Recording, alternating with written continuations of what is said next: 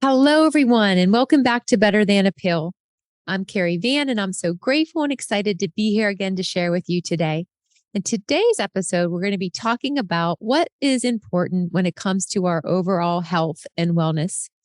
I've spent a lot of time talking about movement in the past episodes, and while I love movement and consider it an important part of our overall health and wellness, today I'm going to focus in on some other areas that are important as well. So let's start with sleep. Sleep is an extremely important component of our overall health and wellness. In general, we need at least 7 hours of sleep. And actually, women over 40 need between 7 to 9 hours or even more in some cases. Sleep is crucial and restorative. During sleep, our blood pressure drops and blood vessels relax. And when we don't get enough sleep, this doesn't happen. Our blood pressure doesn't decline as it should. And this can trigger inflammation and also the body's stress response system. So, sleeping less than 7 hours per night on a regular basis can really cause a lot of health problems and diseases such as obesity or weight gain, diabetes, hypertension, heart disease, stroke, depression, and the list goes on. So, if you're experiencing problems with sleep, I want you to know there are several things that you can do. And the first thing may be to get a sleep study where you go to a sleep lab and get tests done as you're sleeping. And this can reveal specific sleep disorders such as sleep apnea, and then you'll know the solution, which in this case would be a CPAP machine, which can aid you through the night. You could also work on developing a sleep routine. I personally love this and I'm a big fan of a sleep routine. I use it myself because it really works well for me. There are also many things you can cut back on, like caffeine that's overstimulating at a certain time in the day or altogether, or being on devices after a certain hour. Also, you want to begin to integrate calmness. And that could be in the form of stretching, breath work, you listening to calming music, or even sleep music, which I also use myself a lot of times and it works really nice. Also, working with an integrative or functional medicine practitioner can be helpful in exploring some other solutions. And one of those may be adding something into your diet like magnesium. And I know that has been really helpful for me in my work with a functional medicine practitioner. So that being said, also I do want to mention not exercising late at night can be really helpful for some people as well. So finding what works for you is key, and consistency, as always, is important. And getting into, let's say, a sleep routine, that can take some time, but it is well worth it. And it's important to honor your body and be aware of, what's going on with it. If you're not getting enough sleep, this can affect activities throughout your day, exercise, and just knowing that and just be kind to yourself through the process if you're trying to get better with sleep. Now, stress, let's talk a little bit here. If I had to pick one component of health and wellness that contributes the most to disease and problems with our health, this would be it. If you are constantly under stress, you can develop physical symptoms such as headaches, upset stomach, your blood pressure can rise, you can have pains, chest pains, problems with sleep, emotional problems, you can have depression, panic attacks, or other forms of anxiety and worry. So, we all know that there are things in life that are going to cause stress, and some of them are major, like major life events, birth, death of a loved one, moving, a surgery, a new job, and so on. And then there are other stressors like job or business pressure, family, schedules, money issues, marital problems, relationships with coworkers, friends, and family, as well as career and educational advancement stress or child care concerns, elder care concerns. So there, yes, are a lot of things that can cause stress. And I think it's important to know that there are things we can do to help reduce our overall stress. So, first and foremost, I would put at the top of the list is taking care of our mind and body through physical and mental nourishment, like eating well, our pain free pillars we've talked about, stretching, fascia work, and so on. Overall movement can help clear our mind. Going on a walk. I use this a lot as well, just to get better perspective on things. Like I mentioned before, I think I did, taking a hot bath. If I didn't mention it, that's, can be helpful for some people. Also, watching what you are feeding your mind. And this could be that you might need to take some breaks. You might need to take a break from work related activities or reading certain things, or you might want to unplug from social media or stop watching the news. Focusing on our breathing is also extremely helpful for reducing stress. And you can, put that into your day somehow, sitting still or with your stretching or your therapeutic based Pilates or whatever it is. Like we've talked about, breathing is a powerful tool. Now, integrating the practice of gratitude and shifting your focus to what you are grateful for is also extremely helpful. I do this myself. I have my children do this. We do this in our home. And, because we can, definitely be focusing on what's going wrong. But when we shift our focus to all the things we have to be grateful for and start building up that muscle, that's really helpful because, I know for myself, there's usually a lot of things I can be grateful for. Also, I like to practice living in the day and, we can plan, etc. But all we really have is today. And so when we start focusing too much on the past or future, this can create issues like anxiety and so forth. So staying in the day is really important. And one last thing I would say is building connections with other people is important as well. Okay. So we're going to move on. I'm going to keep rolling here. And now we're going to touch base a little bit on nutrition. And where do I even begin with this topic? I am so fascinated by the power of nutrition, and I'm currently pursuing studies in functional diagnostic nutrition myself.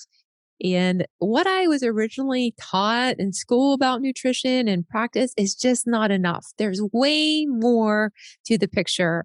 There's a bigger story here. And I've learned so much through my experiences and working with holistic practitioners, as well as most recently with a functional medicine doctor. And a major focus of interest on mine is in what we can do nutritionally to reduce inflammation in our bodies. And there's just so much. And just on a personal note, even myself recently, this past December, I was diagnosed with Hashimoto's, an autoimmune disorder. And one of the things I cut out of my diet was gluten. And believe it or not, all of the wrist pain that I was having is gone. It's gone. It was diagnosed as a tendinosis, and I'm doing a lot of things movement wise to help. But that piece with the nutrition eliminated it. So this stuff is powerful, and there's just even so much more I could talk about. So there's many practical things that we can do to help with our nutrition and aim in this direction. One would be trying to stop eating the processed foods and eating more whole foods. There are certain foods that are good for inflammation. Avocado, greens, omegas, fish oil, cod liver oil, broccoli, cauliflower, garlic, turmeric, curcumin, all these things. They're, having that awareness of the things that can help us. Also, being aware of the potential things that can trigger inflammation. And, the things that come to mind, the top things would be sugar. I've definitely cut that out of my diet, and that can contribute to a lot of inflammation in our bodies. Like I mentioned, gluten can be for some people, grains could be not for everybody. It's very individualized, but grains, dairy, and so on. So like I said, it's very individualized. There's no one size fits all to this stuff. And the other thing I do want to mention before we move on is blood sugar and the importance of eating in a way that optimizes this, not just if you're diabetic, but for many reasons. And I know even with Hashimoto's, I have to learn to be mindful with that. For example, I just don't eat a piece of fruit. I'm going to couple it up with a handful of almonds or something to balance that out, because that can affect our body in so many ways. Okay. So we'll move on a little bit now to our final component I want to touch in on today, and that's our mindset. And I'm going to start off with how our mindset is so important for us when we're trying to create new, healthier lifestyle changes. And in order to have success with this, one of the things we need to have the mindset of is that we need a level of commitment and consistency.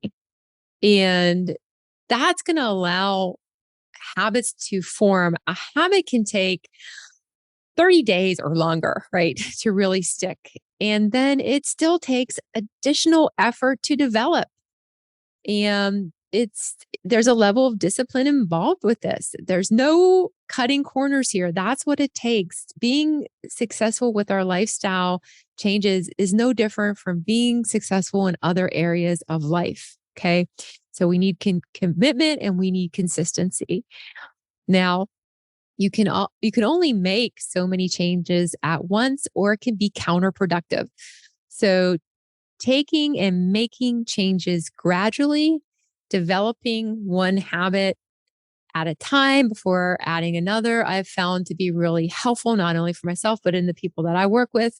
So, we're going to make those gradual changes. We have the commitment, and planning things out, setting goals is key, but still taking things one day at a time in the midst of that, and realizing this is about progress. It's not about perfection. Like you've heard me say before, it's like, there's no such thing. We're aiming, we're moving in this direction. As long as we're having improvement, we may have setbacks. It's not like a perfect curve, not always going up. We're going to have ups and downs, but we're moving in that positive direction. Also, when it comes to mindset, I think it's really important just to touch base on the importance of feeding our soul. And, for me, I start off every day with this connection. And a lot of people I know benefit from doing that as long as we're getting this into our day somehow. Reading, meditation, quiet time to connect with God, prayer. For me, this is the most important thing that I do. It trumps everything. Spending time for me, it's reading my Bible. I have other readings that I do. I do prayer, have that quiet time to build that connection. It's where I get my personal strength and direction. And throughout the day, me personally, I listen to things that are going to help with this. For example, whether there's a radio station, K-Love, Christian music, or whatever it might be that's going to help give you that positive direction. And, I need that. And I think a lot of us underestimate the importance of feeding this part of our ourselves. And this is important for our overall health and wellness. So for mindset, I also practice faith over fear and believe, like I said, and I'm going to say this one more time. I've already said it, but progress, not perfection, as I mentioned earlier. Also gratitude. So, it's important to build that up. Like I already said, this world can be a crazy pace. So it's so important to have these things in place, as well as doing things that bring you joy.